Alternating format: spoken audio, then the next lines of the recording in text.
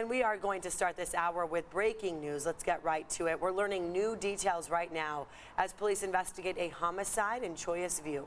Police telling us one person has died here, others were shot. CBS 8's Chris Groh is live at the scene. Chris, you just got an update from police. What'd you learn? Yeah, we just had confirmed that sadly that person who was killed today was just a 20-year-old man. And we're also learning that the two others that were wounded were teenagers. In fact, let's go to this video right now, show you the scene that was just shot earlier, of this shooting scene that was done about a couple hours ago here.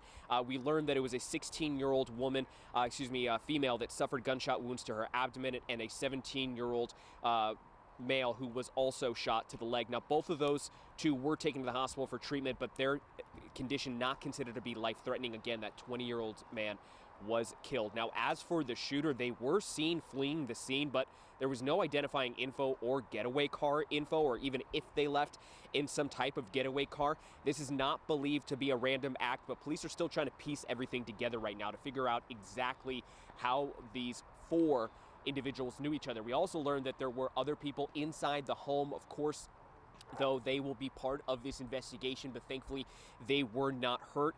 This is, again, not believed to be a random act of violence, but we did speak with that lieutenant with the homicide department. Let's play a little bit of what they had to tell us during their briefing that just happened a short time ago. At this point, we have no suspect information other than a male was seen fleeing from the area. And at this point, we have no real indication on what was the circumstances that led up to this shooting. So San Diego Police Homicide Unit is on scene currently. We're interviewing witnesses, attempting to locate evidence, locate surveillance video that might give a little bit more depth and understanding of what occurred today.